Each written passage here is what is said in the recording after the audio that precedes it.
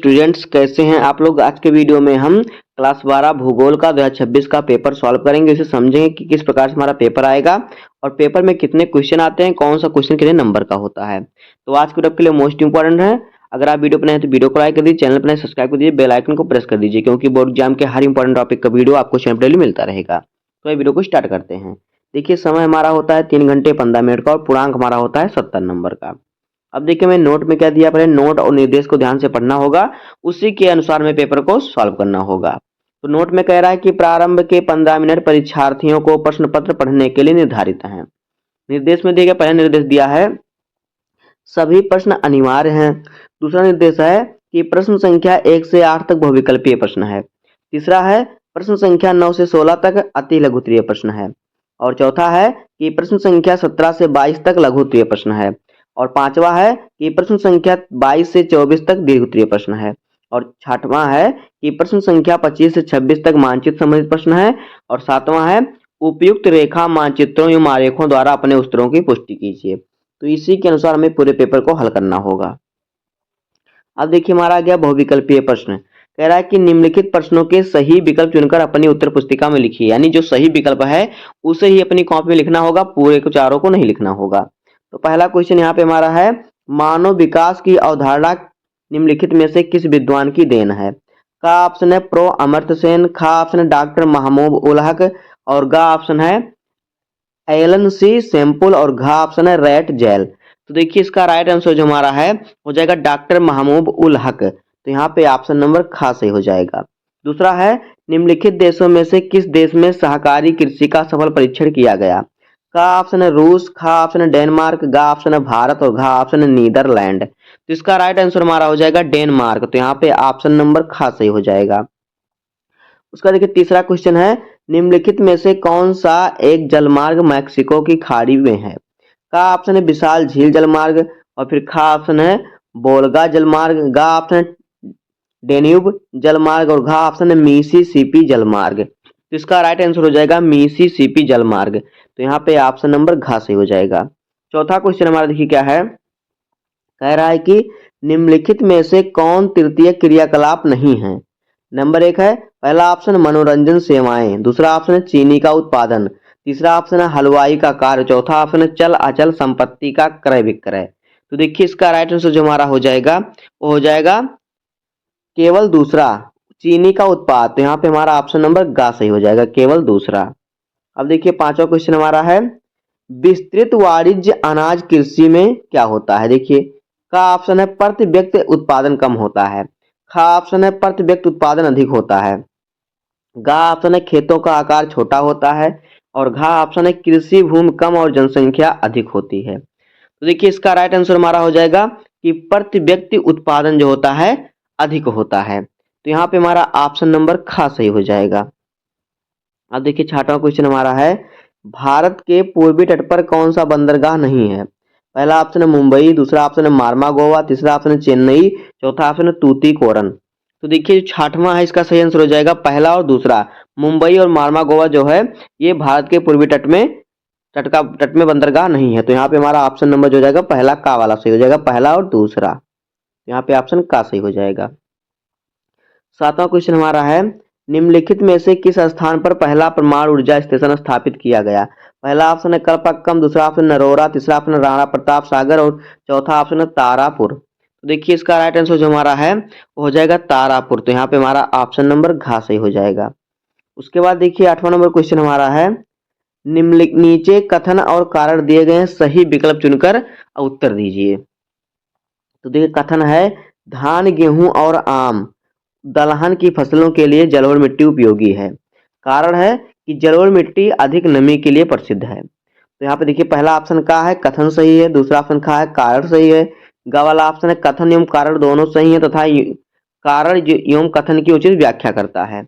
घा वाला है कथन एवं कारण दोनों सही है परंतु कथन कारण का उचित व्याख्या नहीं करता। तो इसका राइट आंसर हो जाएगा ऑप्शन नंबर गा, कथन एवं कारण दोनों सही हैं एवं कारण जो है कथन की उचित व्याख्या करता है। तो यहाँ पे हमारा ऑप्शन नंबर गा सही हो जाएगा।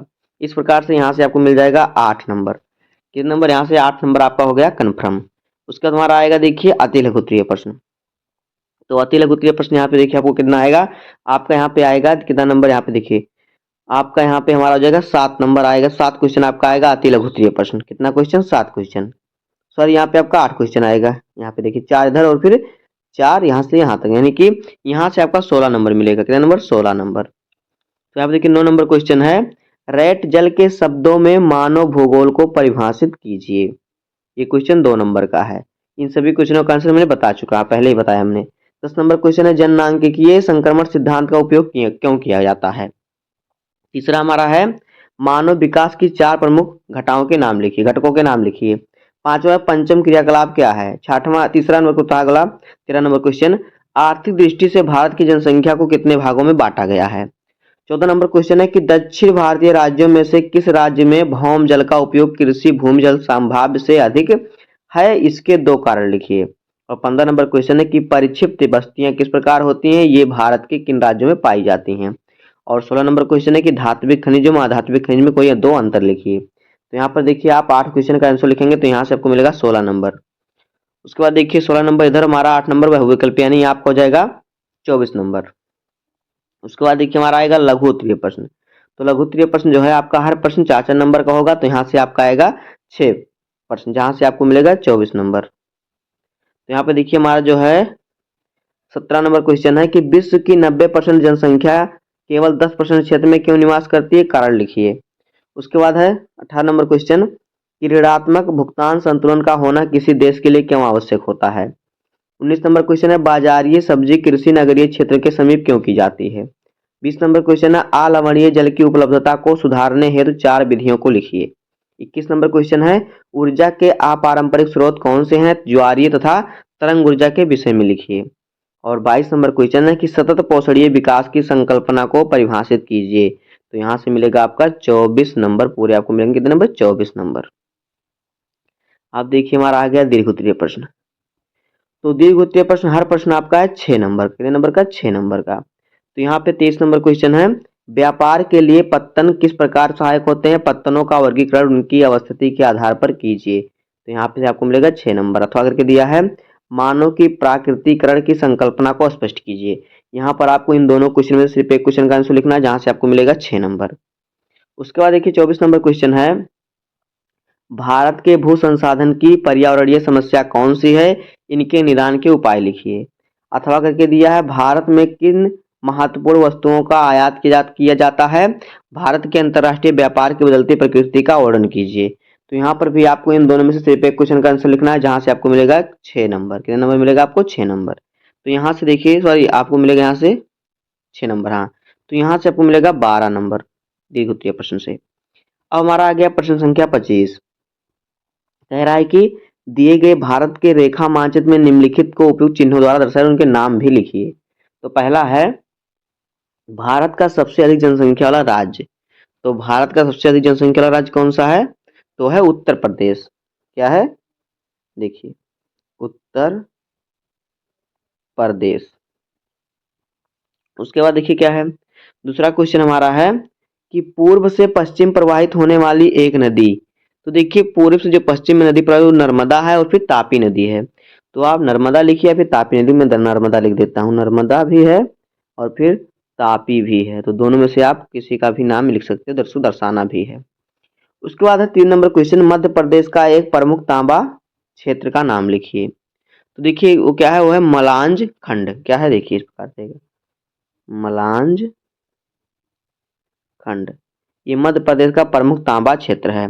उसके बाद देखिए 4 नंबर क्वेश्चन है, गुजरात का सबसे बड़ा महासागर कौन सा है? तो देखिए जो गुजरात का सबसे बड़ा महासागर है वो है अहमदाबाद, सॉरी महानगर है, वो है अहमदाबाद। सबसे बड़ा महानगर है अहमदाबाद। उसके बाद देखिए 6 नंबर क्वेश्चन, 5 नंबर क्वेश्चन है, उत्तर प्रदेश का प्रमुख परमाणु शक्ति केंद्र क्या है? तो यह है नरोरा परमाणु ऊर्जा स्टेशन। क्या है? देखिए नरोरा परमाणु ऊर्जा स्टेशन। इस प्रकार से आप लिखेंगे तो यहाँ से आपका मिल जाएगा 5 नंबर। कितने नंबर? 5 नंबर। उसके बाद देखिए क्या है, केवल दृष्टिबाधित परीक्षार्थियों के लिए प्रश्न संख्या 25 के स्थान पर। तो यहाँ पर देखिए जिनको आंखों की कोई दिक्कत नहीं उनको तो दर्शाना लिखना, लेकिन जिनको कोई आंखों की दिक्कत है सिर्फ नाम लिख देना है, बस दर्शाने उनको पूरा नंबर मिलेगा। उसके बाद देखिए 26 नंबर क्वेश्चन है, दिए गए दिए गए संसार के रेखा मानचित्र में उपयुक्त चिन्हों द्वारा दर्शाइए और उनके नाम भी लिखिए। तो यहाँ पे देखिए ऊपर वाला जो हमने बताया 25 नंबर क्वेश्चन ये भारत के मानचित्र पर दर्शाना था, लेकिन जो अब मैं बताऊंगा 26 नंबर वाला क्वेश्चन इसको विश्व के मानचित्र पर दर्शाना है। तो पहला है क्वेश्चन, एशिया का सबसे बड़ा जनसंख्या वाला देश। तो देखिए एशिया का सबसे कम जनसंख्या देश कौन सा है, जहाँ पे सबसे कम जनसंख्या पाई जाए, वो है मालदीव। क्या है, देखिए मालदीव है, मालदीव, यहाँ पर सबसे कम जनसंख्या पाई जाती है। दूसरा क्वेश्चन है, उत्तरी अमेरिका का सबसे बड़ा देश क्षेत्रफल की दृष्टि से, तो ये तो है कनाडा। तो कनाडा है क्षेत्रफल की दृष्टि से सबसे बड़ा देश है उत्तरी अमेरिका का। तीसरा है, जापान का सबसे बड़ा नगर। तो देखिए जो जापान का सबसे बड़ा नगर है वो है टोक्यो सिटी, टोक्यो, ये है सबसे बड़ा नगर। उसके बाद देखिए क्या है, 4 नंबर क्वेश्चन है कि अटलांटिक महासागर को प्रशांत महासागर से जोड़ने वाली नदी कौन सी है। तो देखिए जो अटलांटिक महासागर को जो है प्रशांत महासागर से जोड़ने वाली कोई नदी नहीं है, वो एक नहर है। तो नहर का क्या नाम है, नहर का नाम है देखिए पनामा नहर। क्या नाम है, पनामा नहर नाम है, वो कोई नदी नहीं नहर है, एक कृत्रिम जलाशय मानव द्वारा निर्माण किया गया है। तो है देखिए पनामा नहर, आप लिख दीजिएगा इस प्रकार से, पनामा नहर।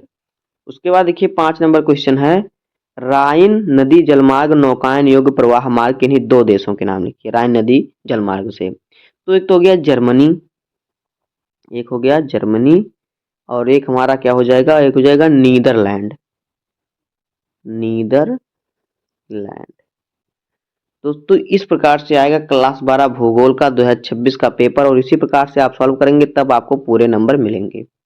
तो उम्मीद करता हूँ आपको वीडियो पसंद आया होगा। अगर आपको वीडियो पसंद आए तो वीडियो को लाइक कर दीजिए, चैनल पर नए हैं तो सब्सक्राइब कर दीजिए, बेल आइकन को प्रेस कर दीजिए, क्योंकि बोर्ड एग्जाम के हर इंपॉर्टेंट टॉपिक का वीडियो आपको इस चैनल पर डेली मिलता रहेगा। तो मिलते हैं किसी नेक्स्ट वीडियो में, तब तक के लिए धन्यवाद, जय हिंद।